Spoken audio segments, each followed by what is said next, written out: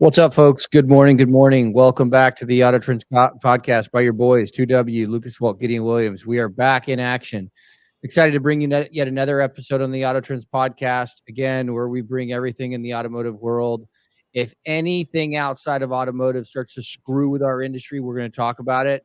It doesn't matter if it's political. It doesn't matter if it's football, as we are kicking off the NCAA season if you are in North America.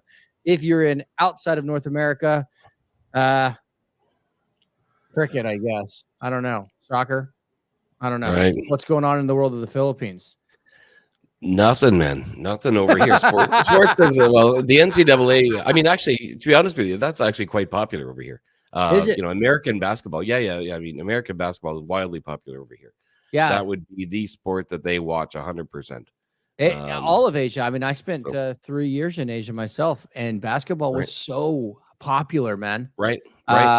Like it was just it was incredibly popular. I mean, now you start to see why the NBA has a strong presence in China. Really globally, it's totally a global brand. I agree. No, it is, and I mean, to be very honest with you, I hate fucking basketball. I despise basketball. I mean, it's one of the. I love sports, but I don't like basketball, and I don't like soccer either. Cricket, I hate because you can't shoot, man. You got to keep that elbow in. Like Coach always said, man, you got to get that elbow at that 90-degree. Well, I only slam dunk, baby. I don't.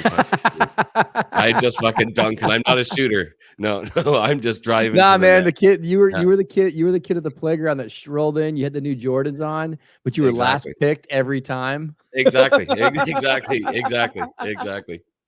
But everyone just loved you, so they're like, "Man, what the fuck's Lucas?" I will get Lucas on here. He'll be a good laugh to watch. That'll be a good laugh.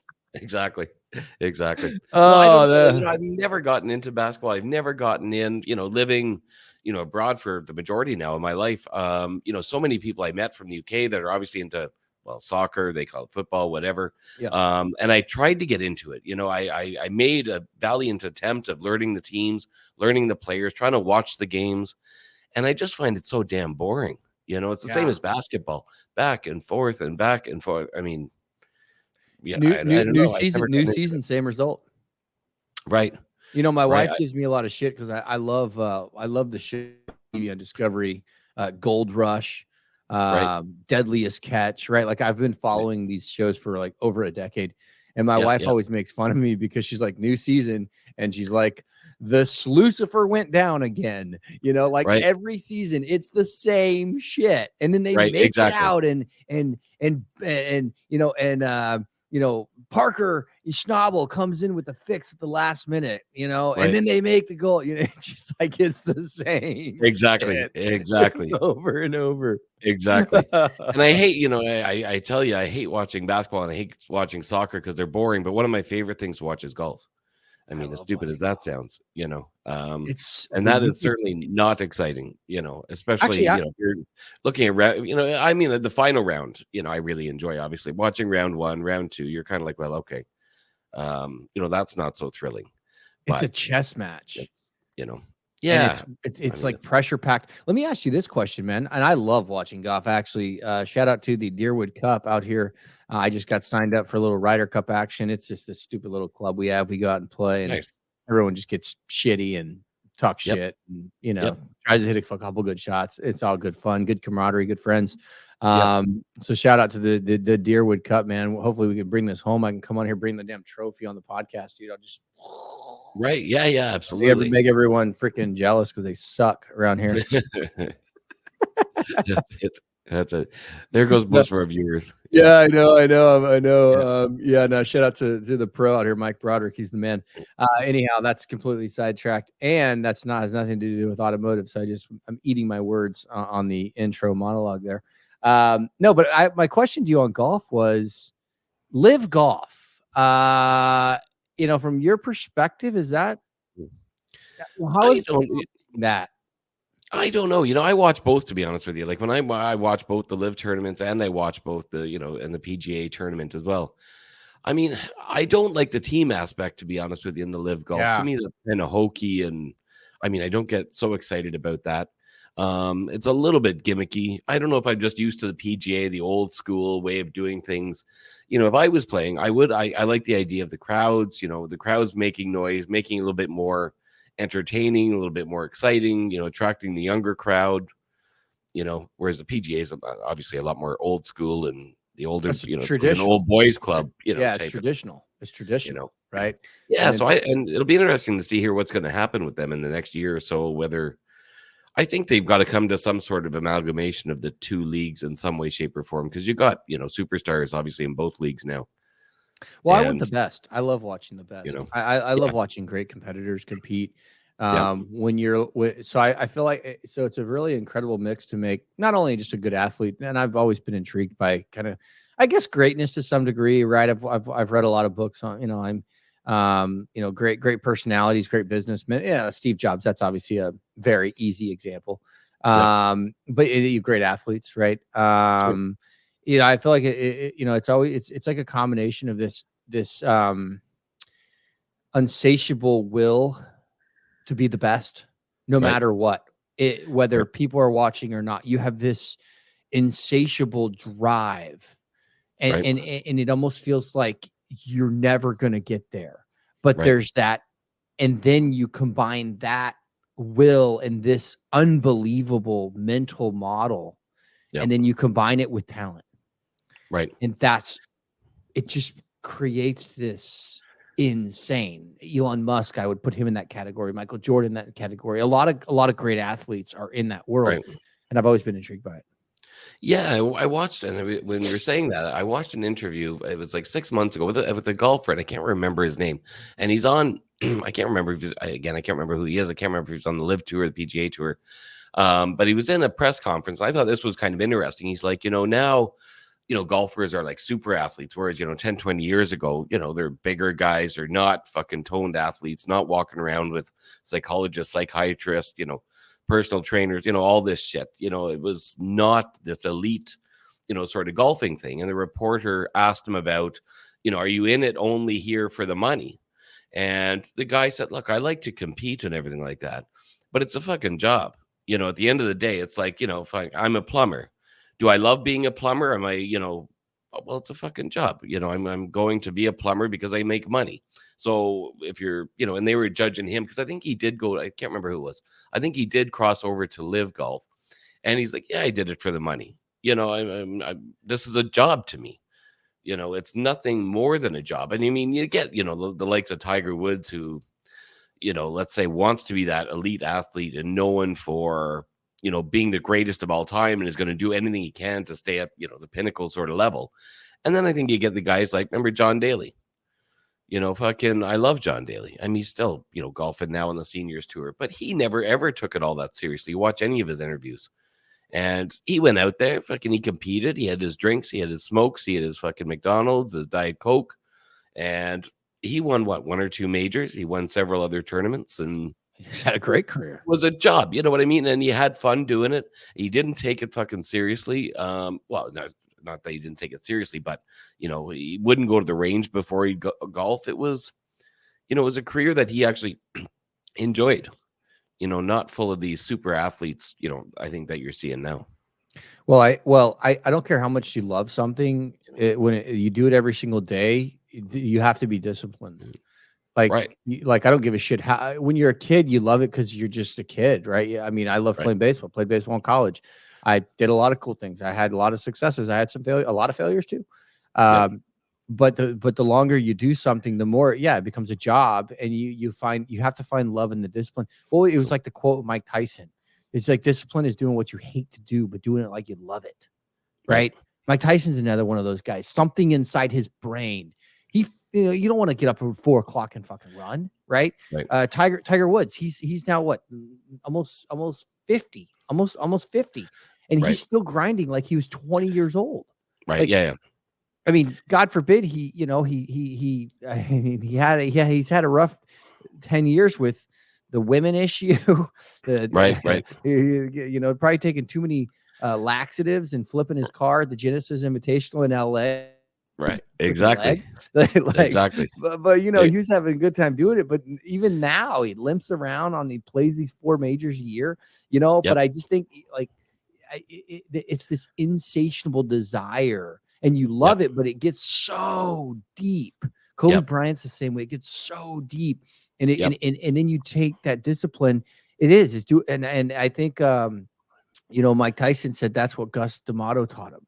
And I don't know. I just think when we look at business and we look at what we do in industries like, automotive or medical or whatever you do, you have to take some lessons away from these guys who have taken it to such a far level, very deep thinkers. I think greatness is a very deep state of mind, but it's full of discipline.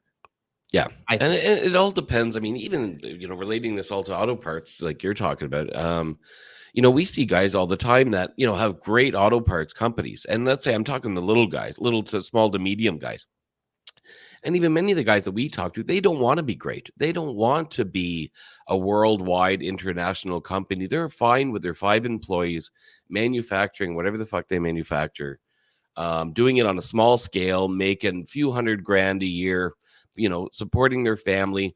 And when you talk to them about expansion, they're like, fuck no, no, we don't want more employees. We don't want more of this shit. We don't want hundreds of employees, thousands of employees. I don't want to be running a major corporation. And that's fine. You know what I mean? That's absolutely fine. You don't have to, be the biggest and the best. And relating it back to golf, if I was a professional golfer, I would be quite happy being number 50th in the world. Look, I don't want to wake up every day and all I do is eat, sleep and golf and train. And, I would have no desire. I want to enjoy the good money that I'm making. I want to spend time with my family. I want to go here and there.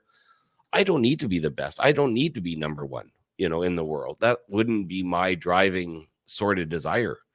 I want to go out there. I want to have fun. I want to enjoy life. I want to make money for my family, but not to sacrifice everything in the count of just everybody knows me as the greatest of all time and making shit tons of money.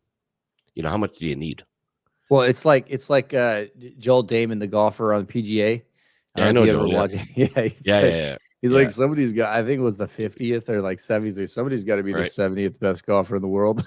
Right. And it's kind of he wears the hat, or he's kind of a goofy looking guy. Yeah, the guy wears wears cancer hat, the bucket hat. And he's got he's sponsored by like Knockarounds sunglasses. So shout out to Knockaround sunglasses, like $25. But they've done it. They've perfected the model. Like I don't know, but I got a lot of respect for that, man. It's like I'm playing, man. This is what I want to be. Like I'm totally cool doing it, Right. Yeah, exactly. But that is totally. I mean, we talk a lot about parts manufacturers and many of them reach out to us, looking at certain ways they can help drive their business efficiency, effectiveness. You got something, right? If you're not doing anything, well, then you're not doing it. You have to do something, but you also have to know what your end goal is, right? If you don't want to be the Mr. Global organization, well, there's no sense. But I think no matter what you do, strive for perfection and excellence. Exactly.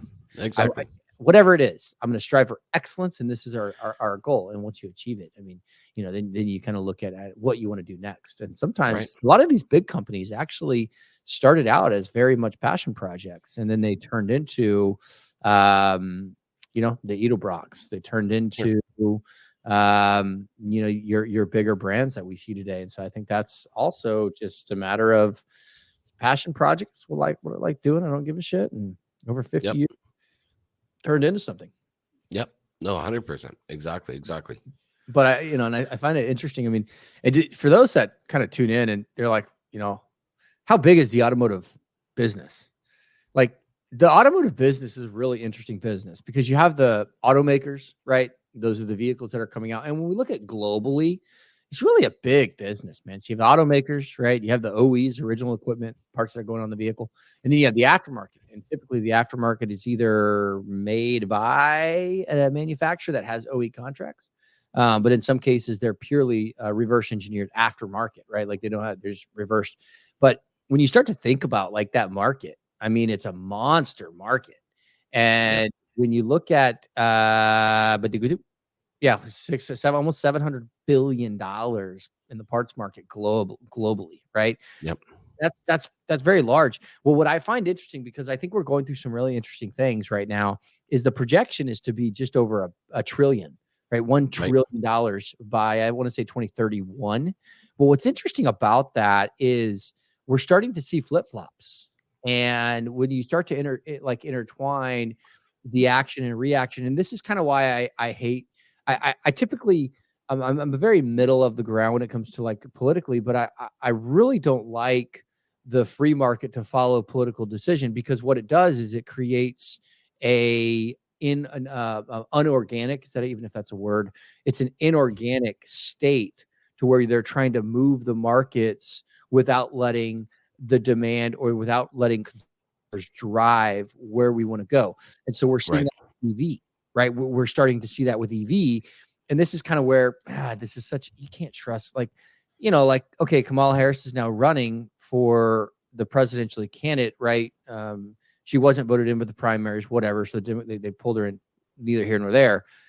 But she was, right, back when it was like the popular thing to say, everybody can have EVs, I want to say by 2035, if I'm not mistaken, maybe 40. But now, right, now that she's in the limelight and we're seeing the massive movement from your automakers to diversify back more to the hybrid model, you're starting to see her flip. So now she's saying, I don't believe EV is the future. We think there's a better thing with the internal combustion engine and hybrid. Right. And I think with that Like, too, it's a lot of political pressures from these, obviously large oil companies have massive influence. yeah. I think the governments, that they don't know how to properly tax EVs. Obviously, they can tax gasoline. They can tax, all the, that is quite easy. So that's a major revenue, source for these governments. So if they're going to be pushing EVs, where are they going to make up those lost revenues, from the gas taxes, and then also deal with these, large oil companies? So I think they're very much the media, the government is controlling the message on this and saying, okay, right, maybe the EVs are a really good thing to do, but we're just really shooting ourselves in the foot here. And some, obviously massive, I don't know the numbers on it, but I mean, gas taxes a year has got to be one of the largest taxes, revenue sources that a government would have. That is so true. I think that you may just crack the code, man. So yeah, I think crack the code. I think Kamala Harris will be calling me after this and saying, "Look, I'm looking for a consultant." Yeah, Lucas went out and smoked a doobie, and he came back with the truth, man. That's a great idea. Yeah, exactly. Wow, exactly. man, this episode's gonna have like 1 billion downloads, and it's all exactly. your cabinet, This man. guy's Like, a genius. Hey, man, if you quit 2W, man, and you don't have time for the auto trims because you get pulled into the Airs cabinet, I'm gonna be pissed, I'll be man. I'll be in the I'm cabinet. raising hell. Exactly. No, but I think that's so true though, because the government, this is what bothers me, is there's no accountability. I hate when there's no accountability, right? And that's what you do, is you're looking at taxation revenue. That's so true. If you're putting all your eggs in EV, but you're seeing the automakers have basically a negative balance sheet, and there becomes a very high risk, there's no revenue there, right? Exactly. Losses don't equate to taxation. Right. Gains No, equate exactly. to taxation. You have to make money to be taxed. If I don't make any money in the business, we are not taxed. Right. And then when you look at the oil company, and they're basically saying, hey, F you, we're not going to drill, we're not going to produce energy. And that becomes a whole bad relationship. And now you find yourself in a really bad position. Yeah. Oh, man, that makes a lot of sense. Yeah. And, now that's obvious. That's a global thing. Flip-flopped. But I mean, yeah, and that's globally. Yeah, that's nothing to do with the USA, dude. That's, or North America, US, Canada, Mexico, whatever. That's a global problem. And that's affecting, particularly, obviously I lived in the Middle East for a long time as well. And, that's affecting your relationships with these Middle Eastern countries. You've like the Saudis, Qatar, these major oil producing companies.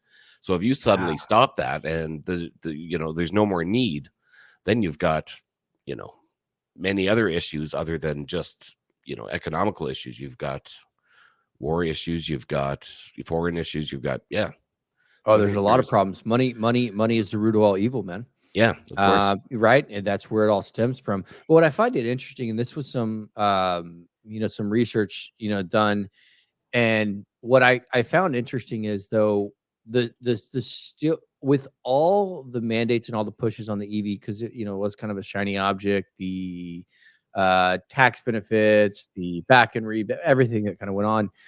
obviously they're seeing all these investments go belly up, but still the research said, and I know we're in 2024, so that's only 6 years away, but they're still saying 92% of vehicles are some form of internal combustion engine. So that's in 6 years. So if that's the case, I don't see EV taking over.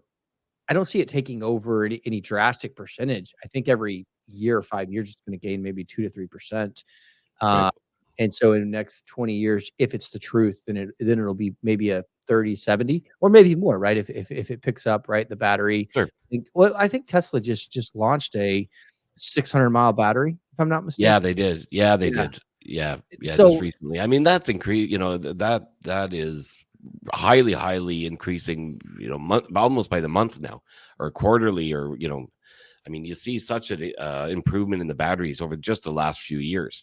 Doubling, tripling, sizes well, I think and that's gonna be the indicator of whether or not you move to an EV or you move into a hybrid, right? I think that's a big sure, indicator. But yeah, what I think this does, and this is probably for the aftermarket even too, is if we know by 2030 is 92% still in the internal combustion engine, like right, the aftermarket, which is supported by warehouse distributors, it's supported by your independent jobbers and installers and independent repair facilities, and the manufacturers making those products, you still right, have probably at least 20 years of business to where you really don't need to make any major movements in your business. Uh, right, I think you can kind of watch that, but I don't foresee any of that being like a big needle mover to where it's like, oh my God, shit, we're out of business because EV's here. Like, right, still there. And so I think we're going to continue to see the large organizations where big money is. I right. think you're gonna, I think you're gonna continue to see that evolve, but also consumers have to adopt these policies. Consumers have to adopt this as well. Where Yep, consumers don't adopt it, you're gonna find an upside down P&L, and you're gonna find yourself in a pretty tough position. And hey, businesses are made to make. They're in the business to make money. of course. And So, and and you know, how much more can you improve? Let's say, I was thinking, like, let's say vehicles, 50 years ago, you could make them, prettier, nicer, faster, more durable, all this sort of stuff. So there was lots of improvement that you've seen just over the course of just a few years.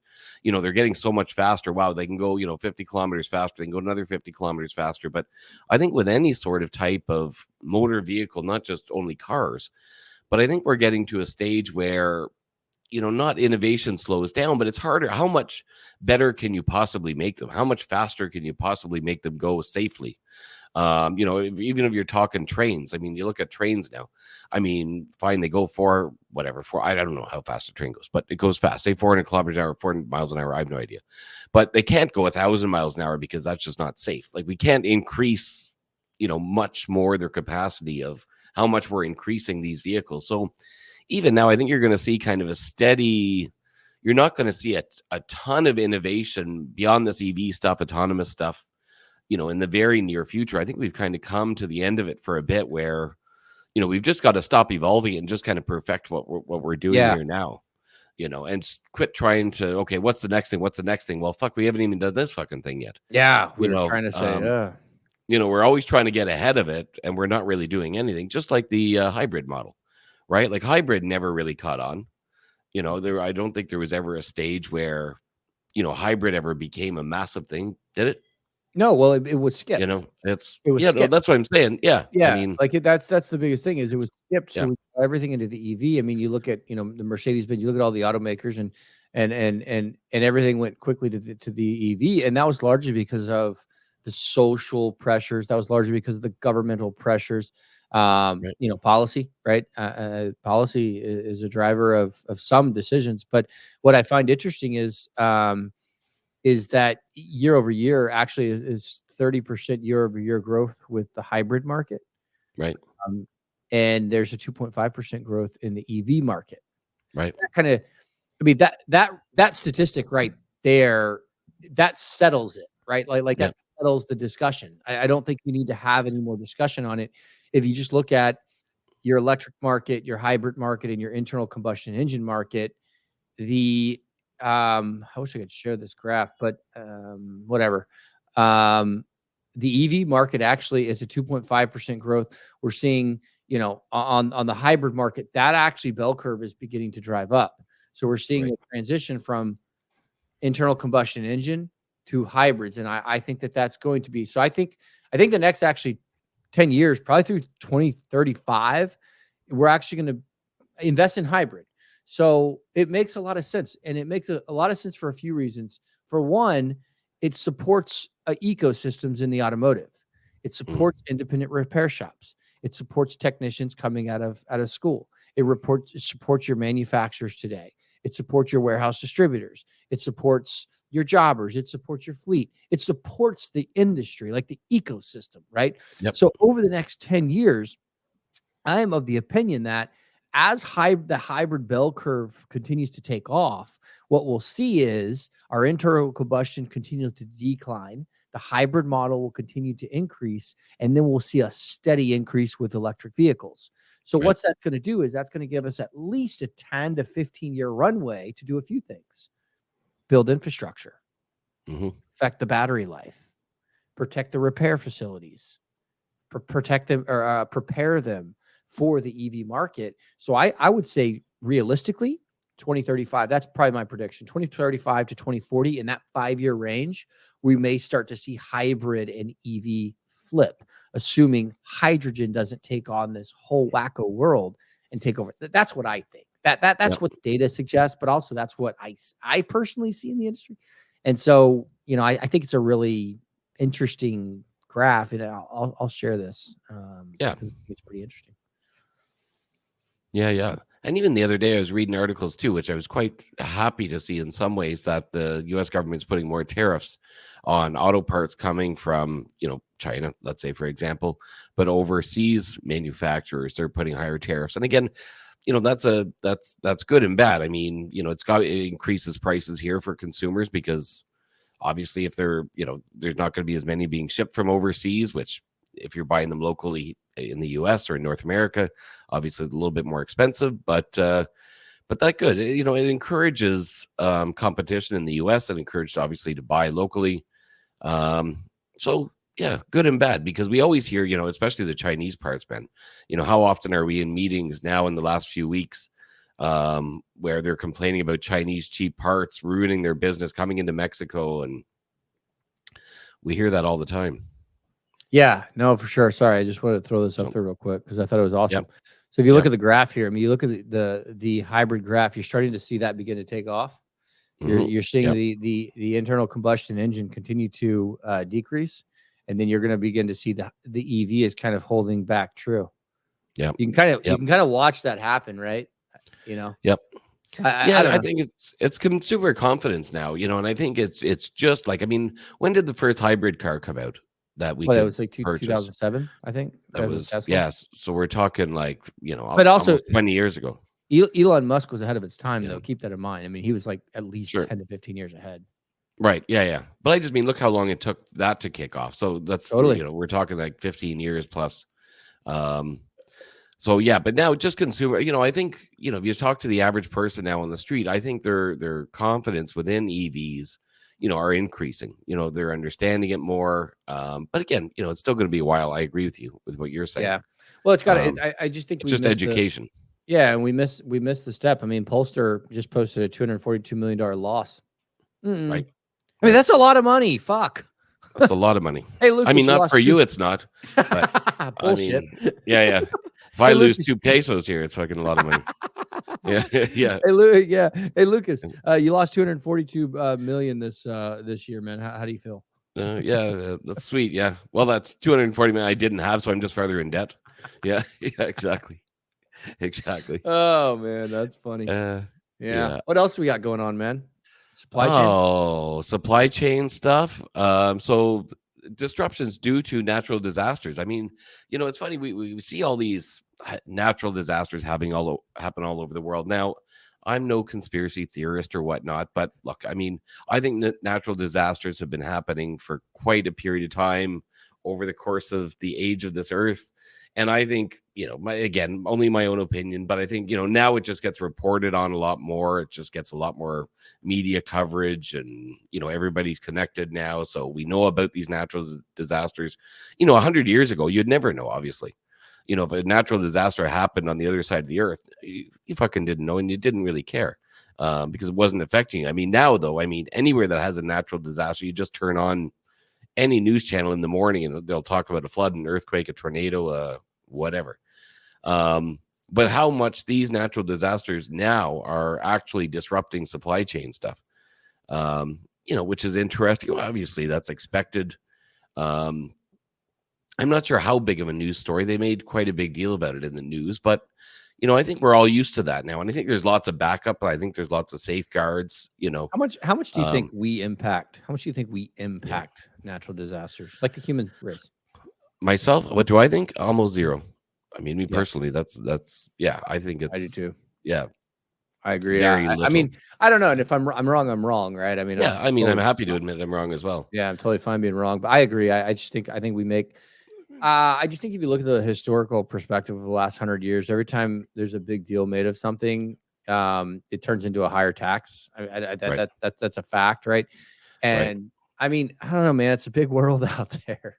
Right. It's a really big world out there, man. Like there's so much that we don't even know. We've only been on this planet for not a long time. I mean, it's, you know, like.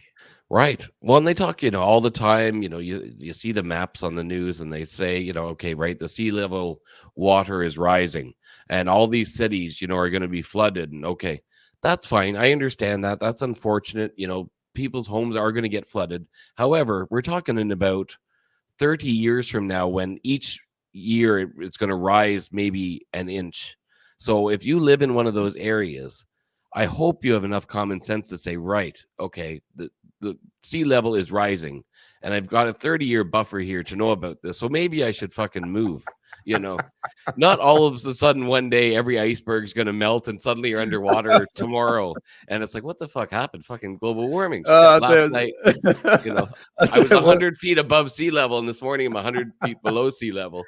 And so I'll tell you, I got a buddy of mine, right? I say a buddy of mine, but he's an older guy and he was in the recycling business. Right here on the East Coast.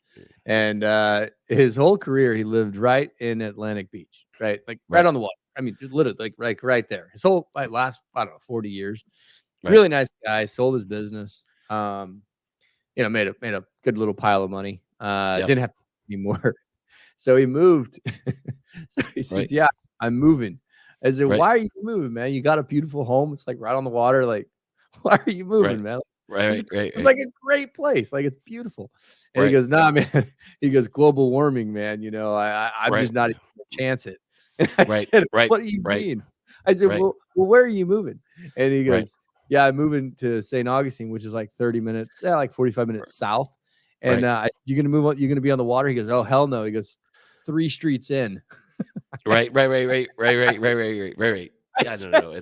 So you're gonna move just like 45 minutes south, and instead of being on the water, you're gonna go 3 blocks in and build your nice house there because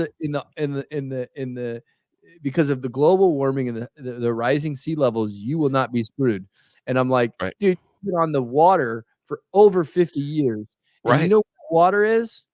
It's still right in the same spot when you moved in. Exactly. Like, and if I'm wrong, I'm wrong. I don't know. Maybe it will come in, and maybe he's going to be the laughing stock of the world and be like, yeah, now I got, you know, oceanfront property.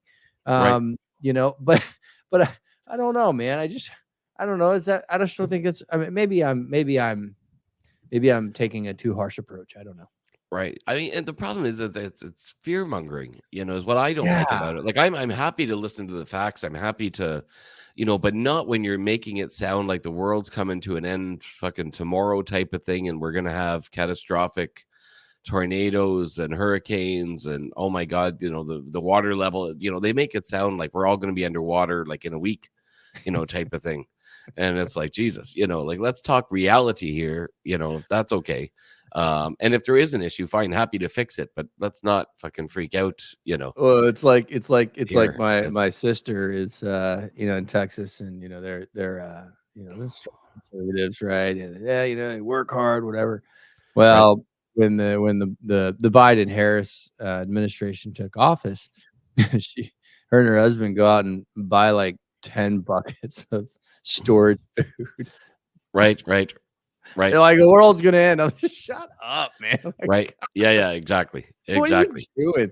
And it's still sitting there. It'll be there for like the next 20 years. And every time I walk in her house, I'm like, look at that eyesore, man. Come on. Right. Like, what? Yeah. Like, okay. And even if something does happen, oh, cool. Right. You just bought yourself 4 months. Right. Yeah. Exactly. I don't know. Exactly. Because even now, I mean, I was reading an article yesterday. I think I shared it with you too, Gideon. I mean, even now, the government's putting a lot more regulatory stuff on emissions, emissions requirements and stuff like that. So again, that's fine. But again, it just drives up costs. It drives up prices for the manufacturers, for the consumers, because now they got to comply with these new regulatory requirements. So they've got to invest money into their facilities, into their manufacturing processes, obviously, which dribbles down to the consumers. And it all dribbles down to the consumers. Of course it does. Yeah, of course it does. And I think people just, including myself, I admit it, don't know actually what the facts on that are. Like, should we be really, really concerned? Like, you listen to Greta Thunberg or whatever her name is, right? And like, fuck me, you listen to her and you're like, oh my God, this is fucking dire. This is bad news. But you're like, well, is it really? Like, what are we talking here? Like, how, years? Are we talking millenniums? Are we talking? Yeah. Well, it sounds like Greta Thunberg has been studying stuff for all of her 12 years. In depth. No, exactly. Yeah. Everybody at the United, like, how old was she? I think she was 16 or maybe something like that. And she was addressing the United Nations. Like, well, what the fuck are you talking about? Like, why are we listening to you? Like, is that the best we can get? Like, to talk on this whole issue? Like, we don't even understand it, but get the 12-year-old to explain it to me, and then it's perfectly clear to me now. I understand it 100%. It's all crystal clear. I don't mean to laugh because I support if Greta Thunberg listens to this podcast, she probably, I don't think she will, but if she does, I'd love to have her on. But I would love to honestly hear her out. I've always been from a personal point of view. I don't care if somebody doesn't see my point of view or not. I want to understand because maybe I'm missing something. Yeah, maybe I am wrong. Like, I'm missing absolutely something. If I am, man, fuck, I'll make it. I'll admit that all day long. 100%. 100%. And I think on the emission side, so if you just look at and I'm going to only speak to North America because this is like where the hot rod and this is where the muscle car was born, right? I think largely speaking globally, the America just turned to the muscle car, right? It is, yes, the 67 Chevelle definitely spits out more emissions than your newer vehicle today, for sure. What is the true impact? I'm not too sure. Obviously, the new emissions today with technology, you shot that article, and I think that's pretty interesting. But yes, it is true, and it is a fact that I think that is definitely good. But to your point, the more control and the more industry regulatory standard that you have to put in place drive costs up, and it only goes to the end consumer. Right. You can go into a dealership, almost any dealership in North America, and spend over $100,000 on a vehicle. Yep. That is absurd. Right. Yeah. Because of absolutely. This, or at least one of them. Well, and with these regulatory things, right? Like, let's say the US, they're the ones implementing these new regulatory requirements. And if you're doing it whether you're doing it for emissions, to save the planet, or whether you're trying to control, let's say it's AI, you're trying to regulate AI. If you're only doing it in the US, you're not helping anything. It has to be a world thing. If you're trying to save the planet and the US is the only one trying to do it, well, fuck it. It's going to get fucked anyway because everybody else isn't doing it. Yeah. So what does it matter? We can go 100% green in the US and make everybody buy an electric vehicle and fucking zero emissions, no more airplanes. Everything's sweet here.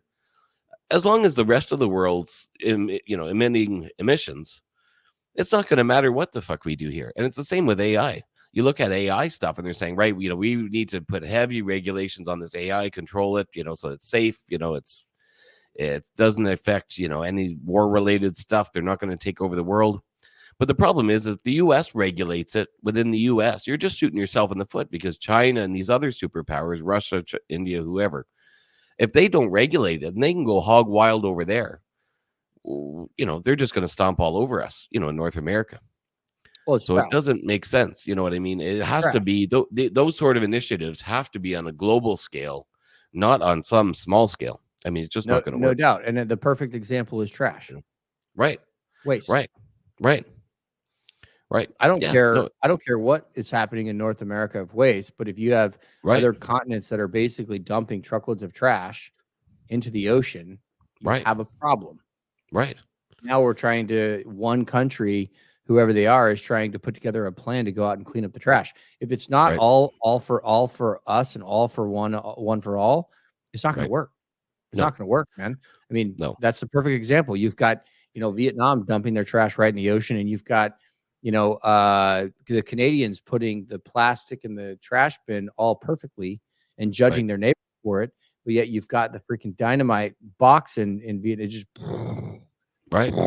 It's like, well, this isn't going to work here, guys. Like we're kind of pissing in the wind. Right. Yeah. No, it has to be 100% on a global thing. And I don't know how you get we're talking about fucking politics and saving the world now, but how you get everybody to work together. I mean, there's more than enough land for every human being on earth that everybody could own their own little piece of land. Like you look at the Russian, Ukraine, war that's going on now. Russia's not taking over Ukraine because they need land. It's all based on other issues. There's tons of land in Russia. It's not a land dispute where, so it's all these kind of made up stories from a long time ago and disputes over absolute nonsense.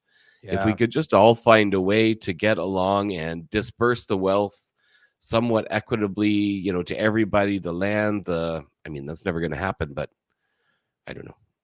Well, it's slightly off topic, but it's certainly, I think, a model that we're probably not going to solve today, but it's true. Right.